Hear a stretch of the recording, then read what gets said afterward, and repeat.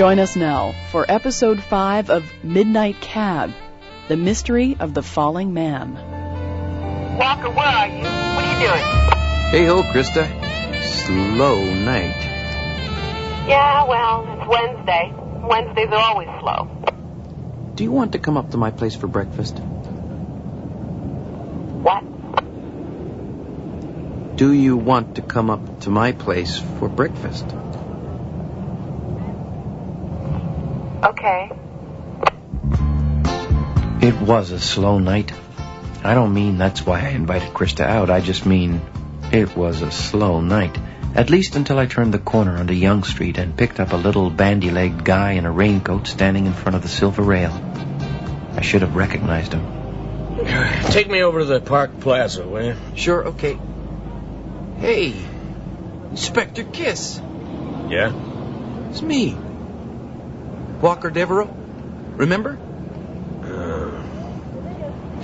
Of all the cabs in all the world, I had to get into yours. Never mind, kid. It was before your time. Casablanca. Shut up. Play of the game, Sam. Still a wise guy, huh, Walker? Nope. Just bored. I'm bored. It's a slow night. Now, here's a kid from, where'd you say? Big River? Right, Big River. Now he's in the middle of 2 million people and he's bored. People are dumb, Walker. You ever notice that? Nope. Well, good. You're an optimist, huh? I guess. You don't read the newspapers, do you, Walker? Not really. And if you did, you'd have noticed that the world's on fire. But you're an optimist, and you're dumb. Thanks. My son. He's an optimist, too. He's the ultimate optimist, you might say. Oh? What's he? He's a priest. Jeez. You're not in a very good mood tonight, are you, Inspector? If you'd read the newspapers over the last couple of weeks, you'd know why. I lost my job. Suspended, they call it. Suspended in midair, pending investigation. What happened? Oh, I shot a young black guy, unarmed, in the back. Oh, jeez. Yeah. That's what the newspapers, television said. Another psychopathic cop, pariah, evil man. One catch. I didn't do it. Inspector Kiss slumped back in the seat, his tough, leathery face, his sharp black eyes disappearing into the shadows. The sweet, heavy, familiar smell of alcohol filled the cab. Then he was beside my shoulder. Hey, the hell with the Park Plaza, make a left. Where? Anywhere. Here? Yeah. Where are we going? You'll come to it.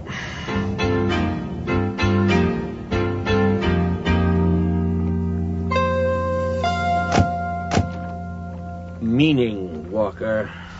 What does life mean, huh? I don't know. I guess it could mean a lot of things. It means squat. So, a man needs a machine. Come on, kid. Come on. I'll show you. We walked away from the cab through the dark towards Ontario Place, gleaming across the water like a giant silver golf ball. And along the shore, there were boats, hundreds of boats of all kinds, tied up to a maze of wooden docks.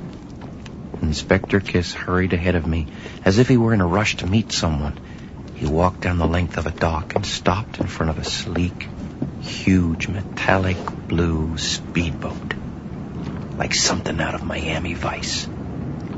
He turned and smiled at me. 35 years, Walker.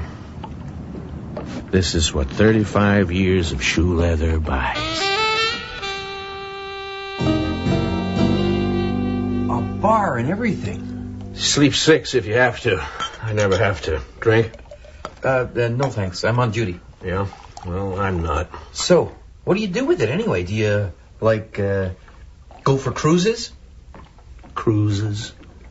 I took it down to Florida once and got sick crossing Chesapeake Bay. Mainly, I just roar up and down the city at about 60 knots, Scarborough Bluffs to Port Credit, back and forth. Then I head out in the middle of the lake. What do you do out there? Nothing. I turn it off. I float. Do you read? Why? Do you fish? No, I just float. Oh. So, what about it, Walker? Would I shoot an unarmed kid just because he was black? No. No, you wouldn't. How would you know? Well, Are you going to stand all night, or are you going to sit down?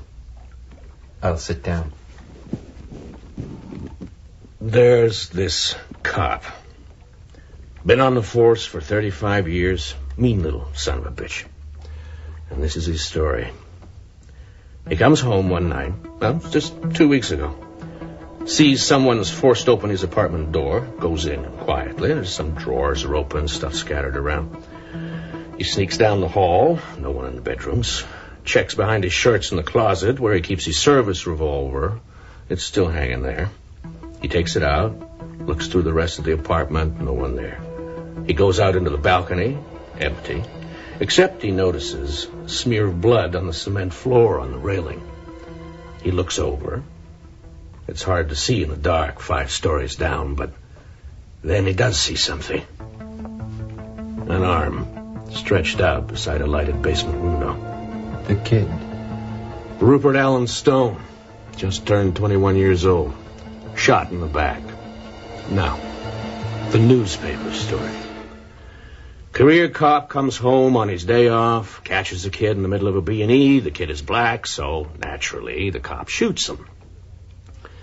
Then the kid either falls or jumps from the balcony, or depending what paper you read, the cop, still enraged, picks up the kid and tosses him over the balcony. And forensics says a watch and a wedding ring belonging to the cop was found in the victim's pocket. 1 bullet in the back at close range, fired from the cop's own service revolver, and the only fingerprints found on the revolver were the cop's. Chief of Police's verdict: take a room at the Park Plaza for now, on us. Don't bother coming in. Stay put, keep your mouth shut, and, by the way, you better get yourself a lawyer. And the cop's own verdict: either way, he's finished. Hey, Inspector. There you are. Man, I've been looking all over for you. Then I remembered the boat, right? Well, you got a great career ahead of you, Sergeant. Yeah. Who's this? Hi. The Walker Devereux? I'm a He's a captain. friend. He's a friend of mine. Worked on a couple of cases together. Yeah? Yeah, he's a good man. Devereux. Meet Sergeant Ben Delore. Hi. Hi. So like what? An informer? No. A source? There's much more than that. Mr. Devereux is a private eye on the side. No shit. Well, Pour yourself a drink. Here, pour me one, too. Looks like you've had a snoutful already. Okay, one more, and we call it a night. All right? Oh, yeah? Yeah, you know, Walker, old Ben here, he's been assigned the job of babysitting me. Also, he's been assigned for good old PR. Right, Ben? Delore's eyes flashed at this, and then he smiled. It was hard to tell whether it was just an angry smile or a cruel one. Stuff it. well, I gotta go. Oh, I hope I haven't bored you, Walker. You were so bored. No. See you, kid. Yeah. Jeez. As I drove back through the park towards the lights of the city, I kept thinking about Inspector Kiss and Ben Delore, wondering if they'd gotten into a fight yet. Delore was a huge man, about 6'4", wearing a dark blue suit, white shirt and tie. As soon as he came in, he seemed to fill up the whole cabin in the boat. He was black. There it is. I've never seen a Toyota that was painted orange before. I had it painted special. With black racing stripes. Walker. What? Have you thought this through? Sure. You keep saying you're a great driver. No, I mean, having breakfast at your place. There's no elevator, is there? No. It's what, 3 stories up, isn't it? Yeah. So? So? I thought I'd carry you. Oh. Okay. I hope you like bacon and eggs. Oh, yeah, I love bacon and eggs. Good, that's what I've got. So, give me the keys. I'll unlock it. So stay out of my way. I'll unlock it.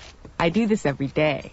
Krista unlocked the car, tossed her crutches in the back, got in, and that was that. Like she says, she does it every day. Contact. Wait a minute. Let me get my seatbelt on. Check it. Uh-oh, look who's coming. Hey, you two, where you going? Oh, Lord, what's he want? Where you off to? Hey, Walker, where you taking this girl? Up to my room. Eh? Sorry to ask. Come on, Alfonso. What do you want? Well, you can't. Why can't he? Because Marilyn Monroe, he's got a phone call. Inspector Wilfred Kiss is looking for him. Oh, jeez. Wants to see you right away. Room 872. Says you know where. Me, I wouldn't go across the street to give him a drink of water if both his legs is broken. Nice talk. Why? Because a long time ago, I was innocent, and he busted me. For what? For turning back mileage on some used cars. That man's a fanatic. Do you have to go see him? Yeah, I guess.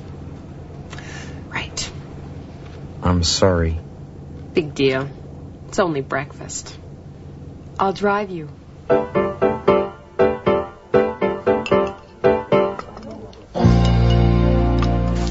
want another order of bacon and eggs? No thanks.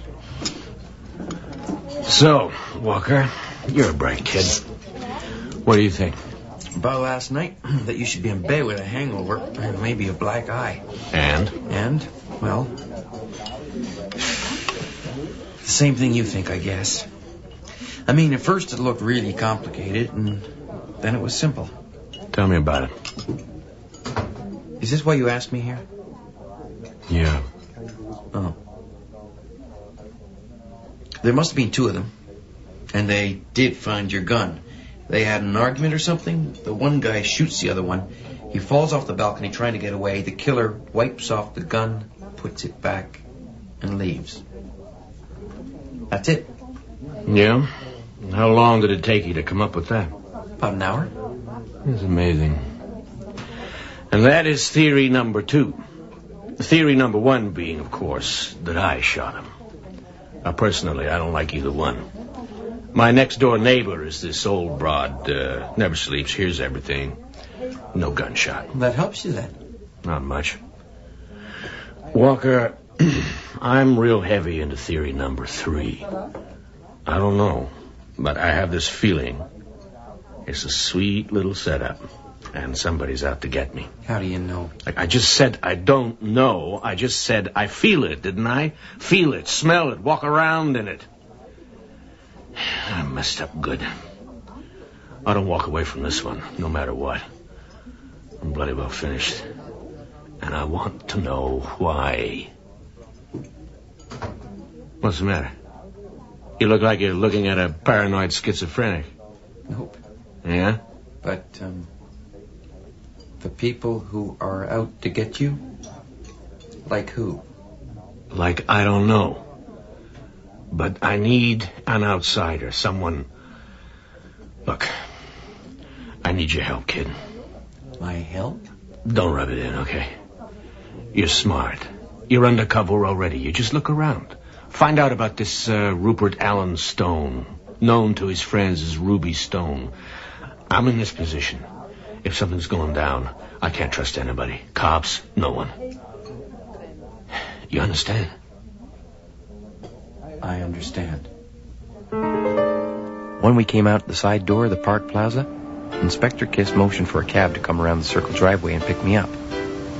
Then he stuck $200 in my pocket. Expenses. What's left over, you keep. Gee, I don't need it.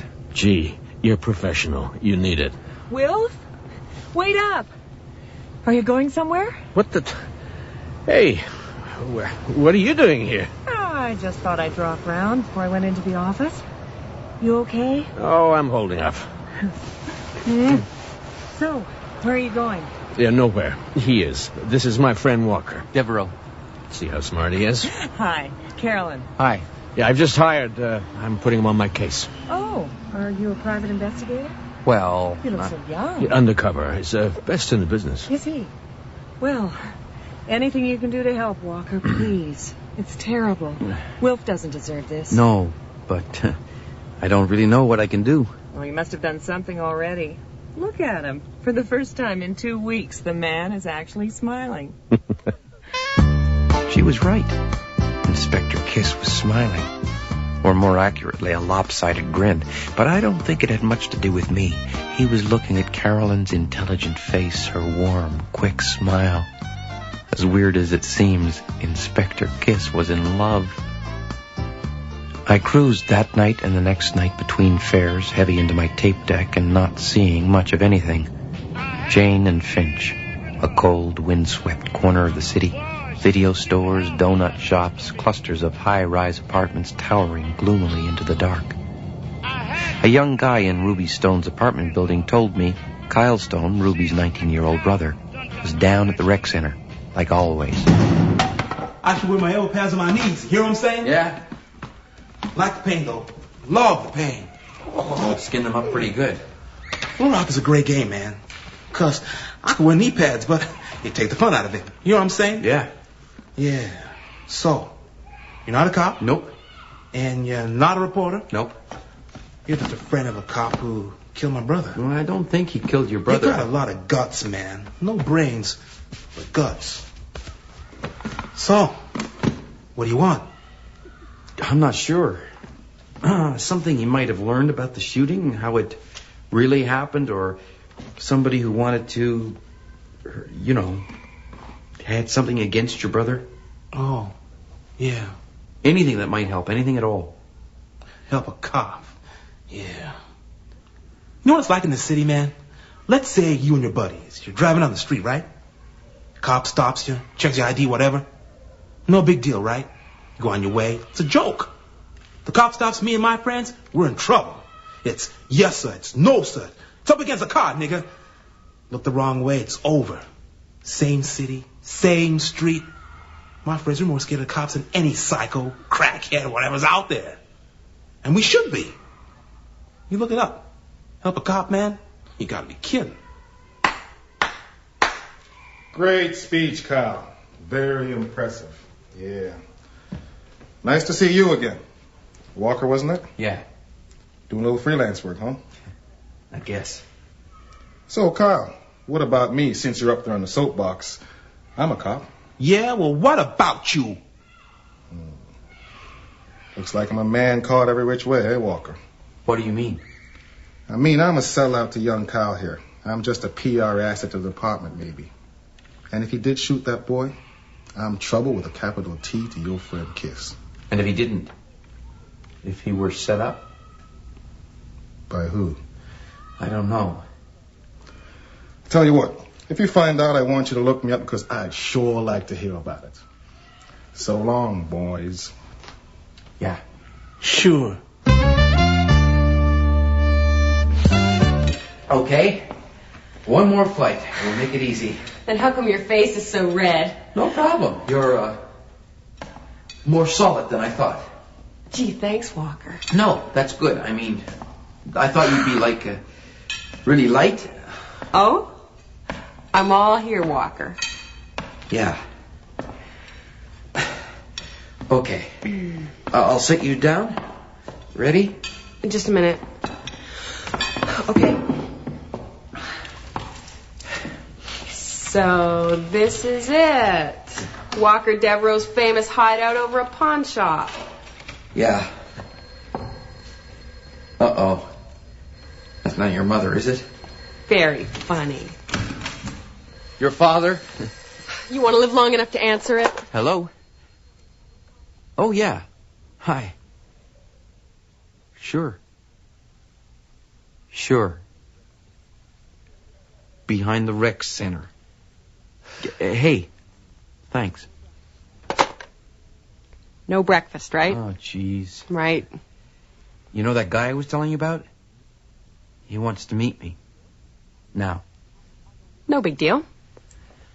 I'll go with you. Jesus, man, I thought you'd been in your cab so everything would look normal. I'm sorry, I'm off duty. Drive down here, turn left, then just keep going. Okay. An orange Toyota with black racing stripes. Jesus, who is this? My Krista. girlfriend. Hi. She's okay. Yeah? Kyle. Hi. Hi. Your girlfriend since when? I meant you're my friend, you know. Oh, because I don't remember saying anything about being your girlfriend. Just an expression, okay? You two got a few things to work out? Nope. Right. Hand controls, huh? Yeah, You drive good. thanks.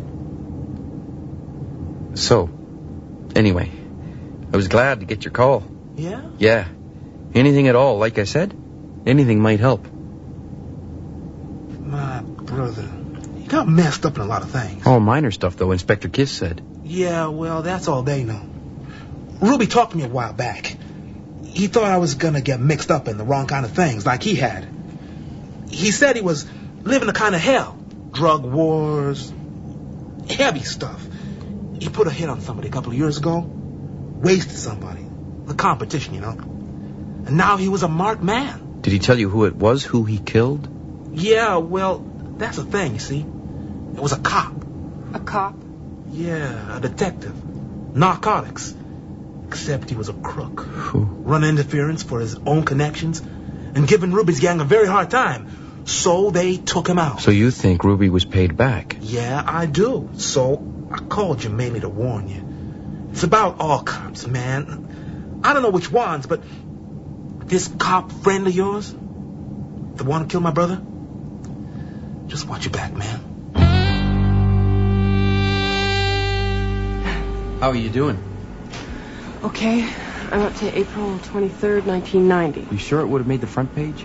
In the Sun? Yeah. I've got the microfiche for the rest of 90. Okay. This is hard on the eyes. Now, here, I'll spell you off. When I get to June. Walker, do you think you should be afraid of Inspector Kiss? You don't really know him. Yeah, but if he wanted to get back at Ruby Stone, why would he shoot him in his own apartment? Oh, wait, go back. What? Just go back. There. That could be it.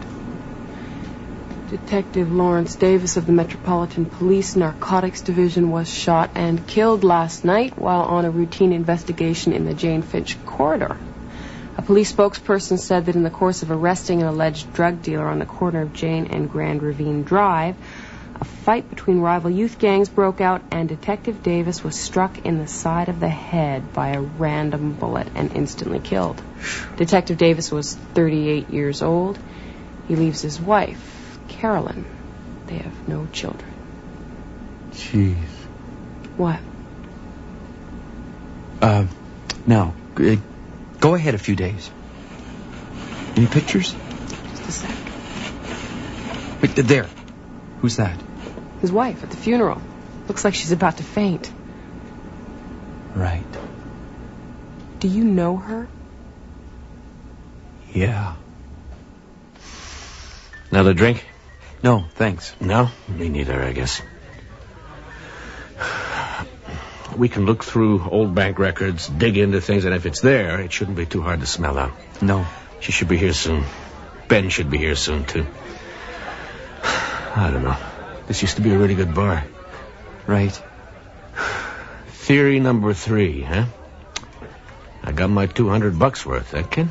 Well, I don't know. It's just an idea. My best guess, anyway. My worst. Because it makes sense. Too much sense. Too much truth. I think it should kill you. I was just missing one piece of information. That Detective Lawrence Davis was executed. That he was a crook. Then, you see, it all falls into place. Maybe. A lot of things fall into place. I'm the investigating officer on that murder, Walker. A random bullet. I've kept that case open. If it wasn't for me, it'd be on the back burner by now. I didn't have any leads, nothing. I was just doing it for Carolyn. So she wouldn't think I wasn't trying to... Jesus. Okay, well, this is my theory, Walker. We become friends. I mean, real close friends. Because she and her husband's pals, they want to be in on every aspect of the investigation, just in case something turns up. Then when nothing does turn up, but I keep persisting like some damn bloody fool, they decide it would be better if I got lost. Then you, who'd shot her husband, they wanted revenge, and they wanted to fix me. Put the two problems together. What do you got, huh? A solution. She switches your service revolver with another one. They all look the same. So Ruby Stone was never in your apartment. They killed him somewhere else, positioned him under your balcony, let themselves in with her keys, set up the B&E, the blood stains, and replaced the lookalike gun with your gun, the murder weapon. Everything silent, efficient, fast. Everything waiting for you to come home. From boating with Carolyn. There you are. I got here as fast as I could. Oh, hi, Walker. Hi. So, what's the news? What is it, Wilf? Wilf? I've been treated real bad, Carolyn. Yes, I know. My associate here, he's come up with the key. Never figured the kid wasn't killed in my apartment. No? That's a gun switch, simple as that. Who would have access to my gun, Carolyn? It's either under my left arm, or in my locker at work, or where? What are you saying? Some other cops? Like who, Carolyn? Say, Bendelor? No, not him. Your husband? What? Wilf, have you gone crazy? Funny thing about this business, and this, sweetheart, you find out all sorts of things you just as soon not know.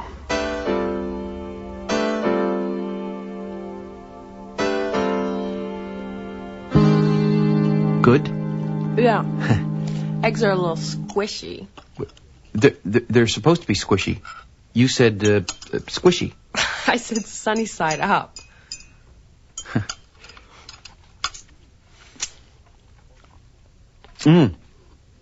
Called Inspector Kiss today. He says Kyle's agreed to make a statement about what his brother told him. And that Ben Dolores found some huge amounts of money transferring in and out of Detective Lawrence Davis's old bank account. Carolyn, she's stonewalling on everything. But Inspector Kiss is still on suspension from his job. The newspapers keep talking. He still sounds upset.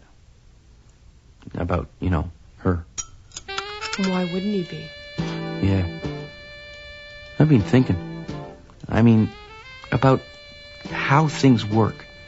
What things? Inspector Kiss is convicted in the newspapers just because he's a cop. And the cops threaten Kyle and his friends every day just because they're black. It's vicious. It's stupid. Yeah. Inspector Kiss. He says if I want to talk to him again, I'll have to swim. Where? To his boat. In the middle of the lake.